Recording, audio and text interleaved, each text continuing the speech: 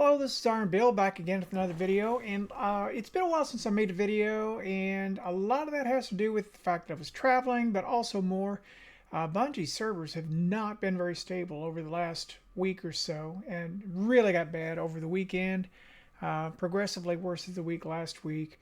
It just wound up being a real fiasco, and I filmed some stuff earlier that I plan to make a video on, but I thought instead, and I don't do this very often, maybe this is the only time I've ever done it, I thought I'd go over the patch notes here just very briefly, and we'll see what's going on. So I've not read this yet. Thought we'd do it cold together. Let's just see what we've got. So this is Destiny update, Destiny 2 update 7.2.0.5. I think they're calling this the one about shotguns. Okay, so it says, I'm sure this is right. Destiny. Let me reload this just to be sure. Yeah, this is the latest one. Iron Banner. Players now have a chance to earn Iron Banner engrams at the end of every Iron Banner match. Wins have a higher drop chance. That's nice. That's nice. Trials of Osiris. Slightly tuned the spawning zones for burnout. Competitive. The Vermilion Defender emblem can now be reacquired from collections. Crucible. Fix several out-of-bounds spots in a multiplex map. Well, you never want people being able to hide off of the fair play areas.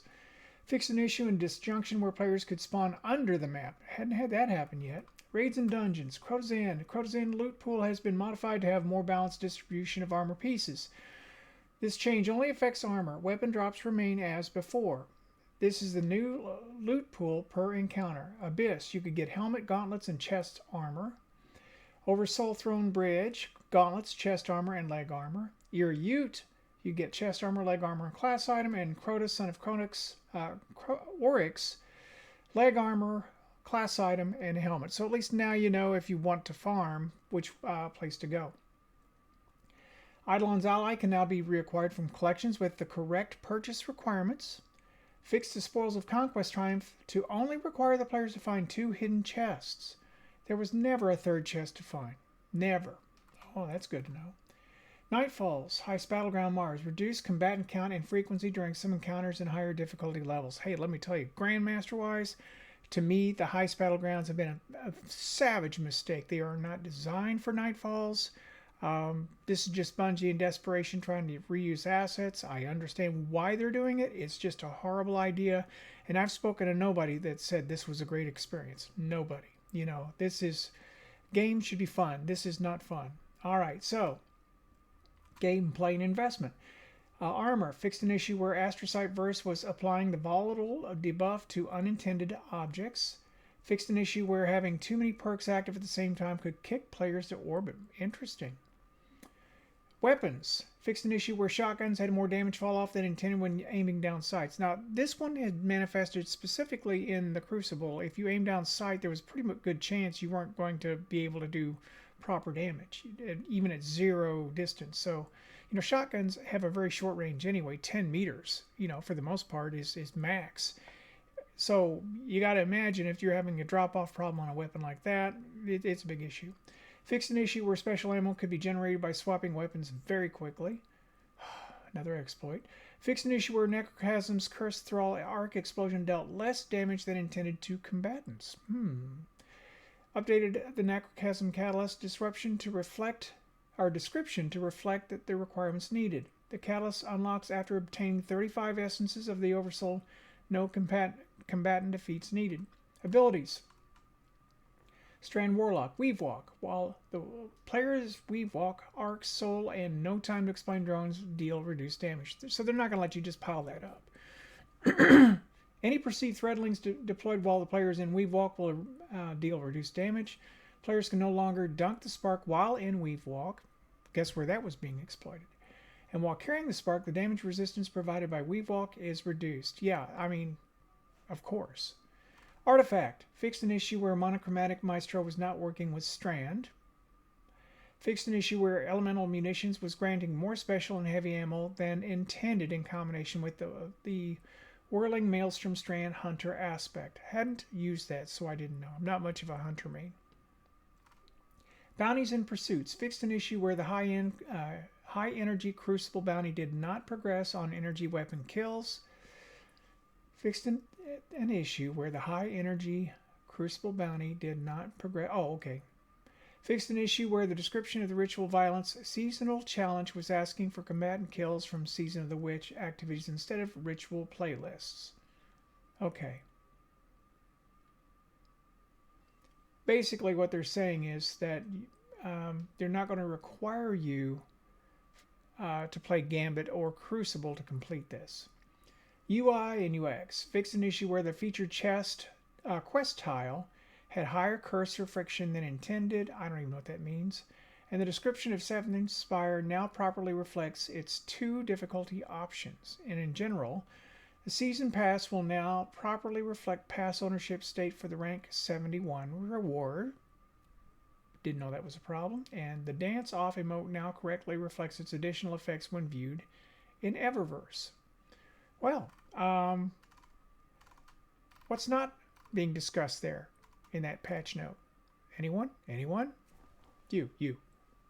That's right. Did not mention anything about network issues. So this fix had nothing to do with the network issues. And there, as far as I can tell, there's no update on that. They had been claiming a higher than normal DDoS attack. That may or may not be true. And as I looked at the metrics for it, and there are many,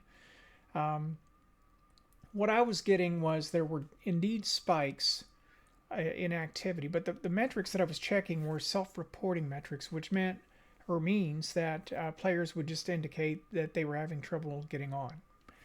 And it wasn't actually a display of the network traffic. That's a different animal altogether. But I did notice that these were coming in the peak hour spikes. So, to me, if you're having a DDoS attack, it would, just by virtue of the fact that you're going to have a lot more requests during peak hours, you reach a critical point where the servers become overwhelmed. That makes sense. But I'll tell you what didn't make sense. I spent a lot of Sunday trying to log in. I'd get on, I'd be in orbit, and as long as I didn't try to land anywhere, I was just fine. But if I tried to switch from one location to another, or if I did land on a planet, if I moved out of one zone into another, the handoff wasn't handled and I'd get kicked to orbit. That's not DDoS, okay? That's something else altogether. So while it may be true, DDoS attacks are indeed on the uptick after the fiasco with the crafting, and that's another animal. Something else going on there too. And it so often happens with Bungie, when they fix something, they break something. And it's something they've always done, and something they've talked about honestly and openly, and that is that they hate to make changes because they never really know for sure what's going to happen. And you have a worldwide game distributed on peer-to-peer networks. There's just a lot that can go wrong, and you reach a tipping point with complexity where it's no longer a matter if something's is going to happen, because it will. It's just going to be when it happens. And Murphy's Law says if something can happen, it will happen. Well, put in thousands of layers of complexity, and you're going to have problems. So I'm not making excuses for them, because this in a way is a problem of their own making, just by virtue of how they designed the game. But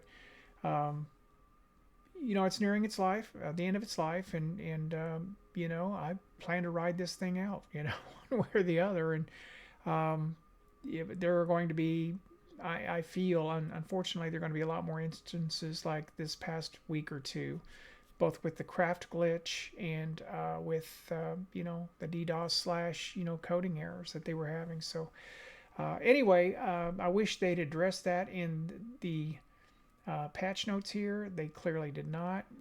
I don't know if that means there'll be a separate address of this later on. I could check X, but what I've seen of it up to the point that I made this video is that they've really said nothing about that. So I don't expect anything necessarily coming soon. So I guess keep on the lookout for it, and hopefully things have stabilized. I've played for a couple of hours today. Things are a lot better. So there is that. And I guess we'll just have to ride along and see where things go. So with that, this is Iron Bill, thanking you for watching and signing out.